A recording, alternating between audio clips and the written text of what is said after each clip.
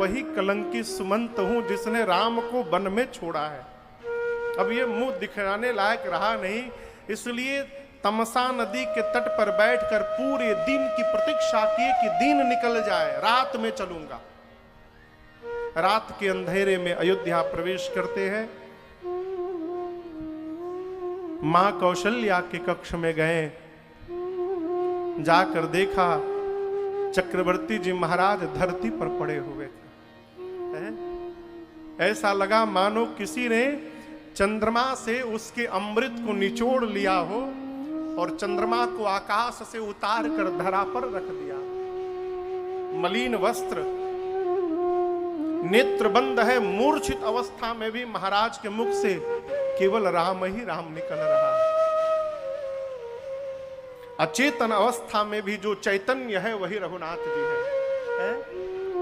सुमंत जी पहुंचे, जाकर चरणों को स्पर्श करके प्रणाम करके कहा, हे जय जीव, आपका सुमंत आपको प्रणाम करता है। सुमंत शब्द जैसे कान में गया दशरथ जी महाराज के, लगा मानो मृतक शरीर में प्राण वापस आ गया हो। तुरंत उठकर बैठे, सुमंत जी को चक्रवर्ती जी ने गले लगाया और कहा, सुमंत कुछ बोलना मत, पहले मैं जो पूछ रहा हूं उसका उत्तर दो। सुमंत, मेरा राम कुशल है ना? मेरी सीता, मेरा लक्ष्मण कुशल है ना? राम कुशल कहू सखा सने, कहाँ रघुनाथ लखन बैदे। सुमंत, रघुनाथ लक्ष्मण मेरी वैदेही बहू बेटी सीता कुशल है ना? तुम बोलते क्यों नहीं सुमंत? मैंने कहा था वापस लाने के लिए, लेकर आए हो ना? लेकिन तुम तो दिख रहे हो, वो तीनों नहीं दिख रहे हैं। क्यों नहीं बोलते? लेकर आए हो ना? जैसे महाराज ने इतनी बात कही, सुमंत जी फफक के रोने लगे। महाराज बोले, सुमंत तुम मौन मत रहो, तुम्हारा मौन कहीं मेरा प्राण न ले ले। यदि तुम मुझे जीवित रखना चाहते हो तो इस महल से निकालो और जहां राम है वहां मुझे पहुंचा दो तुरंत। राम यदि नहीं आए तो मुझे राम के पास पहुंचाओ। सुमंत जी ने संभाला, महाराज आप धर्म धुरंधर हैं, ज्ञानी हैं, संसार में राम को आपके अलावा दूसरा कौन जानता है? मैंने बहुत कहा, परंतु सत्य की दुहाई देकर राम जी ने मुझे मना कर दिया। सीता जी से भी मैंने बात कही, लेकिन सीता जी ने भी मना कर दिया। पहले दिन तमसा के तट पर बास भया, दूसरे दिन श्रृंगवेरपुर में गंगा जी के तट पर बास भया, और तीसरे दिन जाने से पहले रघुनाथ जी ने हमसे कहा, हे तात सुमंत जी, जाकर मेरे पिताजी के चरणों को स्पर्श करके मेरा प्रणाम कहिएगा और कहिएगा कि राम की बिल्कुल चिंता न करें। 14 वर्ष बाद स्वयं राम आकर उनके चरणों को स्पर्श करके प्रणाम करेगा। भरत जी के लिए कहा है रघुनाथ जी ने कि भरत से कहिएगा कि धर्म का पालन करेंगे, नीति का पालन करेंगे, प्रजा को पुत्रवत प्रेम करेंगे। जैसे सुमंत जी ने ये सूचना दी, कौशल्या मैया की दृष्टि गई कि गले के नीचे का शरीर महाराज का शिथिल हो गया, प्राण हृदय प्रदेश से निकलकर गले में, कंठ में फंस गया, ऊपर जा रहा था, गले में फंस गया, वाणी अवरुद्ध हो गई, गले के नीचे का अंग, शरीर, पांव, हाथ सब शिथिल हो गए, शरीर ठंडा पड़ने लगा। कौशल्या मैया ने देखा, आंसुओं को पोंछा, महाराज के चरण को पकड़ के कहा, प्रभु धीरज रखिए नाथ, राम के इस वियोग रूपी समुद्र में अयोध्या रूपी जहाज डोल रहा है और केवल आप नहीं, पूरा परिवार इस अयोध्या रूपी जहाज पर बैठा है प्रभु, और आप ही हैं जो इस जहाज के नाविक हैं। नाथ, यदि जहाज को चलाने वाला नाविक ही नहीं रहेगा तो कहिए जहाज को डूबने से कौन बचाएगा। मैं कहती हूं यदि आप धैर्य धारण करेंगे तो 14 वर्ष बाद राम स्वयं आकर आपके चरणों को प्रणाम करेंगे। महाराज ने कहा, कौशल्या, आज मुझे केवल और केवल उस अंधे माता पिता की याद आ रही है।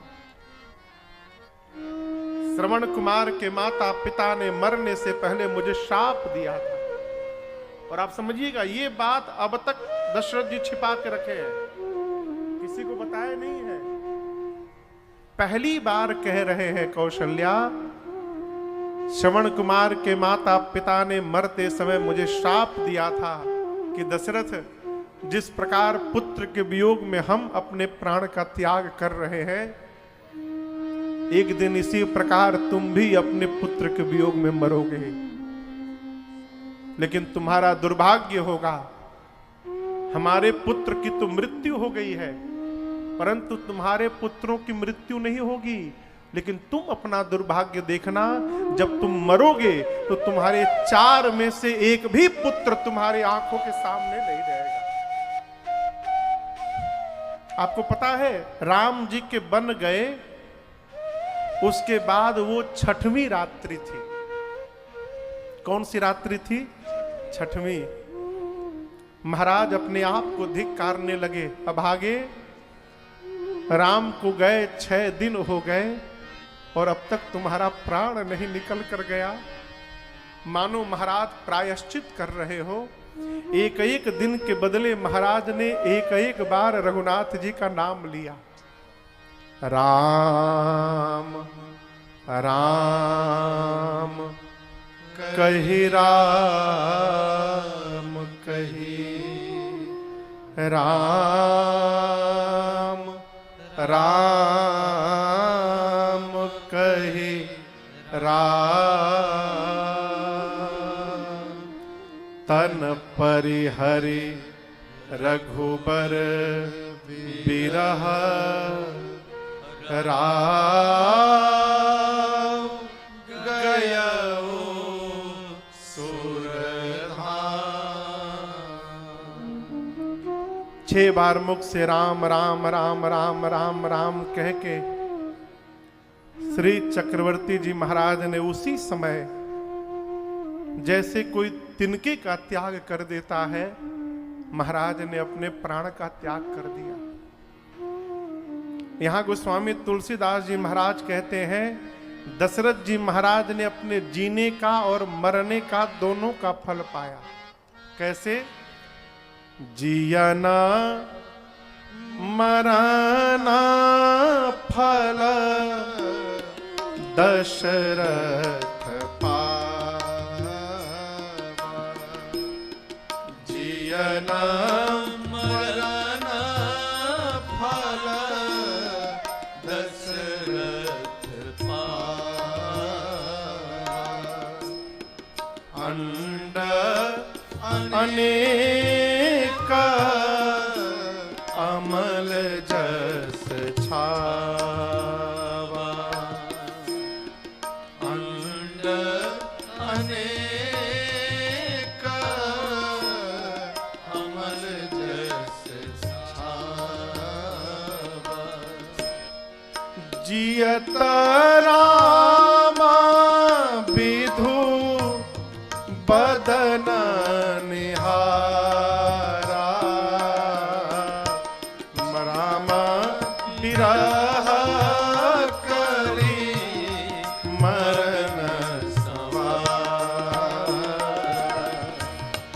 राम विरह करी मरण सवार,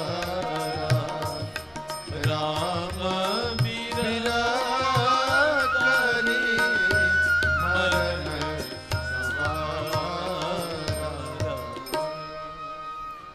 पूज्यपाद गोस्वामी तुलसीदास जी कहते हैं, चक्रवर्ती जी महाराज ने जीवन में जीने का और जाते समय मरने का दोनों का फल प्राप्त किया। कैसे? जब तक जीवित थे रघुनाथ जी को देखकर जीवित थे, और जब संसार से विदा लेकर गए तो रघुनाथ जी को याद करते करते विदा लेके चले गए। यही जीने का और मरने का फल है। उनका विमल सुयश अनेकों ब्रह्मांड में फैल गया। महाराज के प्राणांत होते माताएं विलाप करने लगी। प्रातःकाल गुरुदेव भगवान आए, माताओं को ज्ञान उपदेश दिए, नाव में तेल भरकर और महाराज के पार्थिव शरीर को उसी तेल में सुरक्षित किया। क्यों? अग्नि देने के लिए कोई संतान नहीं है, शरीर सुरक्षित रहे, तेल में शरीर को डाला। दूतों को बुलाकर गुरुदेव भगवान वशिष्ठ जी ने कहा कि शीघ्र जाइए भरत जी के पास और केवल इतना कहिएगा कि गुरु जी ने याद। प्रातः काल उठकर करोड़ों प्रकार से कल्पना करते हैं, भगवान शंकर से प्रार्थना करके कहते, बाबा मेरे भैया को, मेरे पूज्य पिताजी को, मेरे घर वालों को सुरक्षित रखिएगा। अभी पूजन कर ही रहे थे भरत भैया, तब तक दूत पहुंचे अयोध्या के। दूतों को देखकर अचानक भरत जी कांप उठे। दूतों ने कहा, प्रभु शीघ्र चलिए, गुरुदेव ने याद किया है आपको। भरत भैया शत्रुघ्न जी के साथ जिस स्थिति में थे उसी स्वरूप में दौड़ पड़े अयोध्या की ओर। यहां गोस्वामी जी कहते हैं, जैसे अयोध्या में प्रवेश किए खर सियार प्रतिकूल ध्वनि में बोलने लगे। भरत भैया को अपनी अयोध्या स्मशान जैसी दिख रही है। रास्ते में जो भी पुरुष व्यक्ति दिखाई पड़ता है, भरत जी उसको बुलाते, इधर आओ। भरत जी को देखते लोग मुख मोड़ के चले जाते हैं, कोई उनके पास नहीं आ रहा। भरत जी सीधे पहुंचे मां कैकेयी के द्वार पर। अब यहां दर्शन करिए, आज के पहले जब जब भरत जी कहीं बाहर से आते हैं घर में, तो द्वार पर दशरथ जी महाराज रहते हैं, द्वार पर कौशल्या मैया, कैकेयी मैया, सुमित्रा जी रहती हैं, और द्वार पर भरत जी के भगवान रघुनाथ जी रहते हैं। आज पहली बार घटना घटी, भरत जी बाहर से आए और द्वार पर केवल और केवल कैकेयी मैया खड़ी थी। कैकेयी मैया ने दरवाजे पर भरत जी की आरती उतारी, भीतर ले गई, कक्ष में ले जाकर बिठाया, कुशल क्षेम पूछा। कहा, भरत मामा के घर सब कुशल है ना? भरत जी ने कहा, मां वहां तो सब कुशल है मां, मेरे घर में सब कुशल है ना मां? मां ने पूछा, क्यों पूछ रहे हो?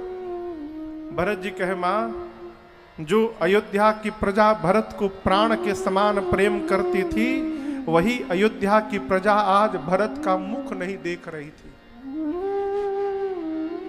द्वार पर मेरे पूज्य पिताजी नहीं दिखाई पड़े, मेरे भैया नहीं दिखाई पड़े। मां सब कुशल है ना यहाँ? कैकेयी जी ने कहा, पुत्र कुशल तो मैंने सब कर लिया था। बेचारी मंथरा ने बड़ी सहायता की, लेकिन क्या कहूं भरत, ब्रह्मा जी ने एक बात बीच में बिगाड़ दी। भरत जी बोले, क्या हो गया मां?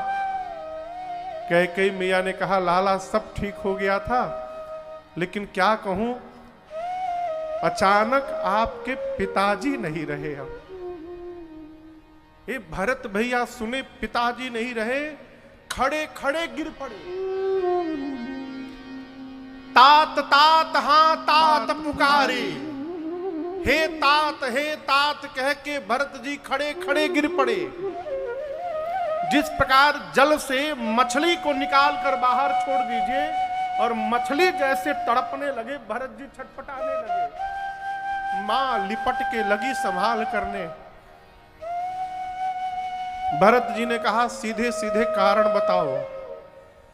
पिताजी को कोई व्याधि नहीं थी मां, ऐसा क्या हो गया कि पिताजी चले गए?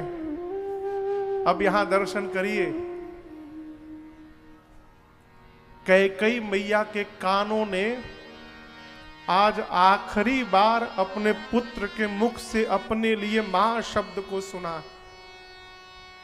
मां कैकेयी जानती हैं कि आज के बाद भरत जीवन भर मुझे अब मां नहीं बोलेगा, लेकिन मां ने अपने आप को और कठोर किया। कहा कैकेयी, जब तक तुम समाप्त नहीं हो जाओगी तब तक तुम्हारा राम मर्यादा पुरुषोत्तम राम कैसे बनेगा? उसके लिए तुमको समाप्त होना ही पड़ेगा। मां ने और कठोर किया अपने आप को, और कैकेयी मैया ने पूरा वृत्तांत सुनाया। तुम्हारे पिताश्री राम को युवराज बनाने वाले थे, मंथरा ने मुझे उपदेश दिया। मेरे 2 वरदान तुम्हारे पिताजी के पास थाती के रूप में थे भरत, मैंने दोनों मांग लिए। भरत जी पूछे क्या मांग लिया? मां ने कहा राम के स्थान पर तुम्हारे लिए सत्ता मांग ली, और राम के लिए 14 वर्ष का वनवास मांग लिया। भरत, राम वन चले गए, राम ही नहीं गए, राम के साथ लक्ष्मण और जानकी भी चली गई। राम वन चले गए, इसी वियोग में तुम्हारे पिताजी देवलोक चले गए। यहां गोस्वामी जी कहते हैं भरत जी सुनकर सहम गए। भरत ही बिसरेऊ पितु मराना,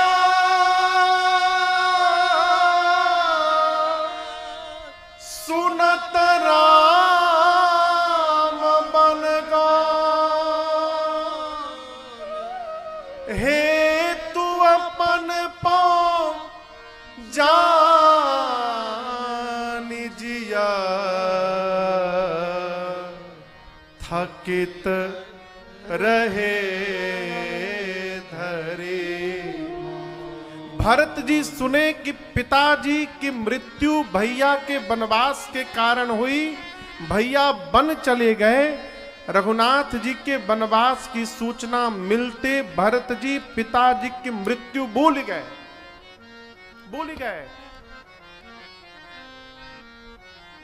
जीवन में जब बड़ा दुख आता है तो छोटका दुख समाप्त हो जाता है। न मंथरा का दोष, न पिताजी का दोष। यदि किसी का दोष है तो पापी भरत तेरा दोष है। अरे पापी, तूने जन्म ही क्यों लिया?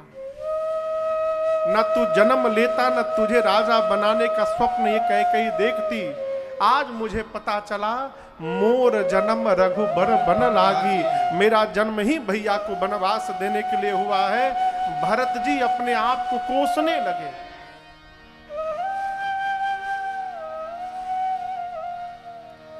तभी मंथरा सज, इसका अपराध नहीं है, अपराध इस पापी का है। इस पापी ने जन्म ही क्यों लिया? बिना कुछ कहे भरत जी शत्रुघ्न भैया को लेकर तुरंत कहां गए पता है? मां कौशल्या के पास। क्यों? कहीं कौशल्या मैया ये न समझ ले कि राम के वनवास में भरत की भी सहमति है। यहां गोस्वामी जी दृश्य कहते हैं, भरत ही देखी मातु उठी धाई। मां कौशल्या अपने कक्ष में बैठी हैं, रो रही हैं। भरत जी शत्रुघ्न जी द्वार पर खड़े भय आए। मां रो रही हैं, आंख में आंसू है। आंख में जब आंसू भर जाता है तो सामने का दृश्य स्पष्ट नहीं दिखता है। कैसा दिखता है? धुंधला दिखता है। अब यहां दर्शन करिए, भरत जी राम जी बिल्कुल एक जैसे हैं, शत्रुघ्न जी लक्ष्मण जी बिल्कुल एक जैसे हैं। भरत जी और शत्रुघ्न जी जब द्वार पे आके खड़े भये, मां कौशल्या की आंख में आंसू हैं, दरवाजे पर धुंधला दिखाई पड़ा, सांवला रंग और गोरा रंग भर दिखाई पड़ा। मां कौशल्या को लगा मानो रघुनाथ जी चले आए। जैसे लगा मां इतनी विह्वलता में उठ के दौड़ी है, विह्वलता के कारण बीच रास्ते में दरवाजे के पहले ही मां मूर्छित होके गिर गई। मूर्छित होके मैया गिर पड़ी। मैया गिरी तो भरत जी दौड़कर मां के चरणों में लिपट गए। मां की मूर्छा गई। सामने भरत जी दिखाई पड़े। भरत जी मां के चरणों को पकड़ के कहने लगे, मां आज संसार में तेरे पुत्र भरत से अभागा दूसरा कोई संतान नहीं होगा। मां जिस पुत्र के चलते मां के मांग का सिंदूर समाप्त हो जाए, उससे अभागा दूसरा कोई नहीं होगा। मां एक बात पूछूं मां, मेरे पूज्य पिताजी कहां है मां? मेरे भैया राम कहां है मां? मेरी मां के समान मेरी भाभी कहां है मां? मेरे प्राण के समान मेरा छोटा भाई लक्ष्मण कहां है मां? जैसे भरत जी ने पूछा, मां कौशल्या ने भरत जी को हृदय से लगा लिया। मां के हृदय में लिपट के रोते रोते भरत जी बोले, मां जब जब याद पड़े रघुराई,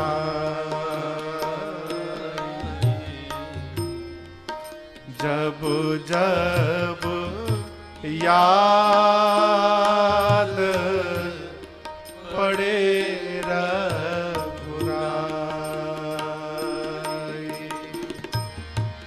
प्राण निकलना चाहे रे माए, प्राण निकलना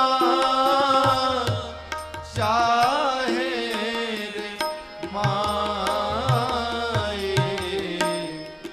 जब जब याद पड़े रघुराई,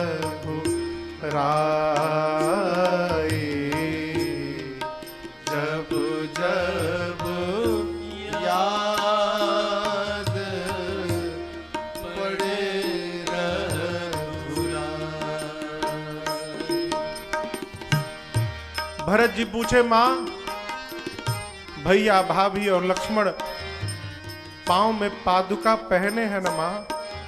कौशल्या मैया बोली, नहीं पहने हैं। भरत जी तड़पने लगे, कहे, मां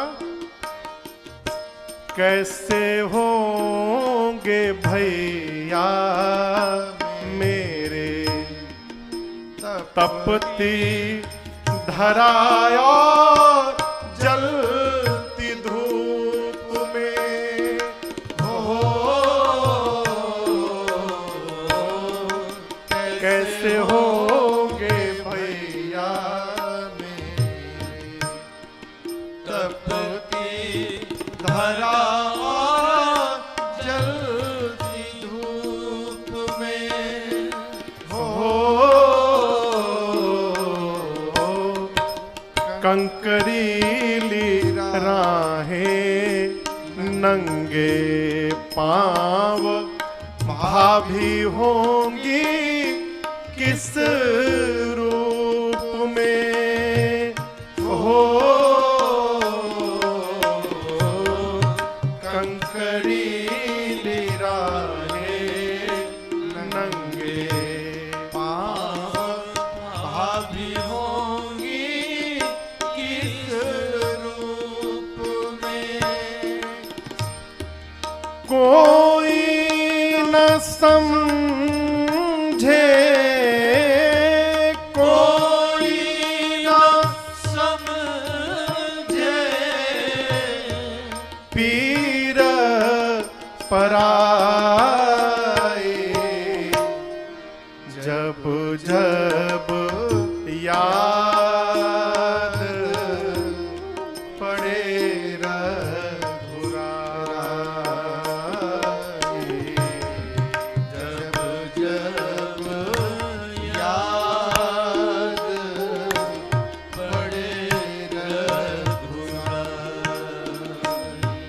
माँ डर लगता है भैया मुझे अब कभी ना अपनाएंगे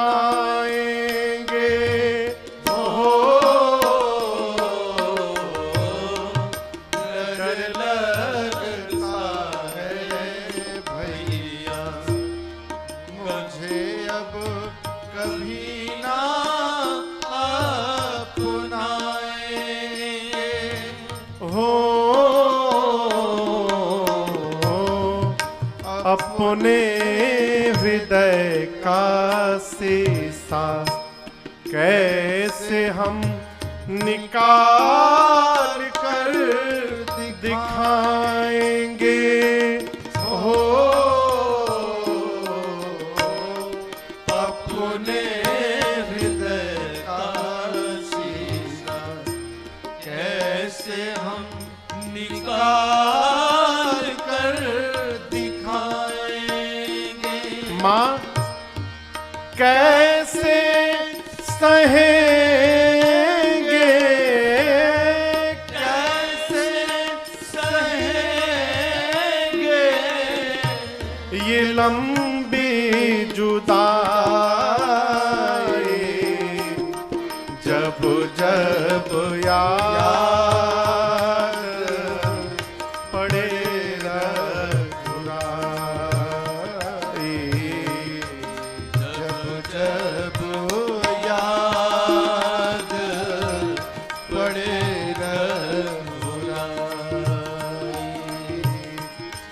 प्राण निकलना चाहे रे माई प्राण निकलना चाहे रे माई जब जब याद पड़े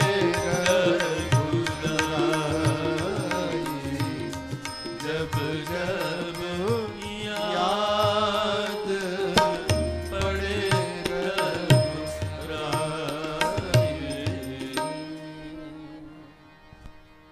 भरत जी पूरी रात मां की गोद में बैठे रहे और एक ही बात कहे, मां जब जब याद पड़े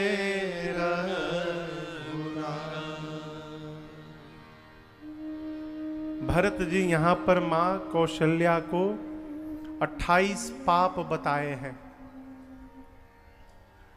मां जो पाप गुरु की हत्या से लगता है वो पाप मैं लेने को तैयार हूं मां।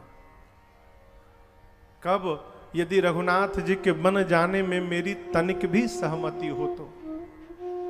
मां यदि इस पूरे क्रियाकलाप में मेरी भी सहभागिता है तो जो हत्या करने से माता पिता के पाप लगता है मुझे मिल जाए मां।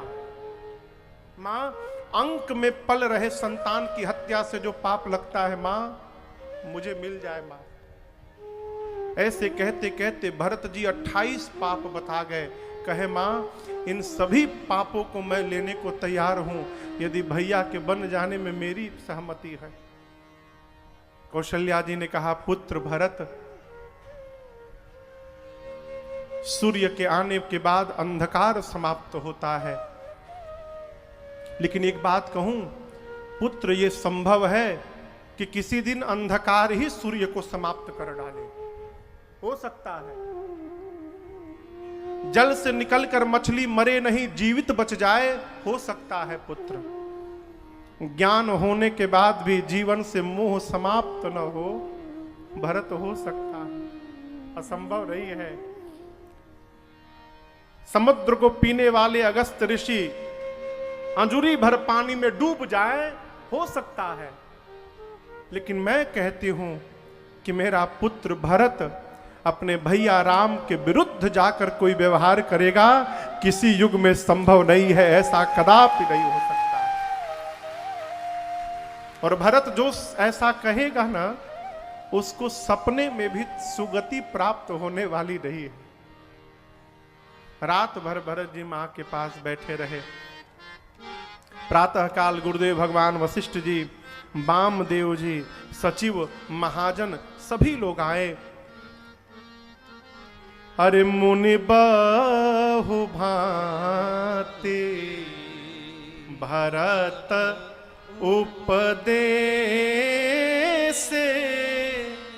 मुनि बहु भांति। गुरुदेव भगवान वशिष्ठ जी अनेक प्रकार से भरत जी को समझाए, उपदेश दिए। कहे भरत तात हृदय धीरज धरहु, भरत जी धीरज रखिए। करहु सो अवसर, अब जो आगे करना है उसको चलिए करिए। गुरु जी की बात सुनकर उठे भरत गुर बचन सुनी, करन कहे सब का। गुरु जी की आज्ञा मानकर भरत जी मां कौशल्या के पास से उठे। सरजू मैया के किनारे चंदन की लकड़ी की चिता सजाई गई। पिताश्री के पार्थिव शरीर को भरत जी ने वहां रखा और गुरु आज्ञा प्राप्त करके भरत जी ने श्री चक्रवर्ती जी महाराज को मुखाग्नि दिया है। लोग कहने लगे अथयौ आज भानुकुल भान। जैसे भरत जी ने अग्नि दिया, पूरी प्रजा बोलने लगी कि आज सूर्य वंश का सूर्य डूब गया, महाराज चले गए। दशगात्र भया, त्रयोदश संस्कार पूर्ण भया। यहां कितने दिन का सूतक रहता है? 13 दिन होता है यहां पर व्यवहार। 13 त्रयोदशिया 12, कहीं 12 कहीं 13। यहां गोस्वामी जी कहते हैं भरत जी ने अपने पूज्य पिताजी के लिए जो व्यवहार किया है, 1,00,000 मुख से उसका वर्णन नहीं हो सकता। कितने मुख से? 1,00,000 मुख से। एक एक मुख यदि बारी बारी कहना प्रारंभ करे कि भरत जी ने क्या किया है, 1,00,000 मुख समाप्त हो जाए, लेकिन भरत जी की करनी समाप्त होने वाली नहीं है। भरत जी को गुरु जी एक वस्तु अर्पित करने के लिए कहते थे, भरत भैया 1000 वस्तु अर्पित करते थे। इतनी श्रद्धा से भरत जी ने दशगात्र त्रयोदश व्यवहार संपन्न किया है।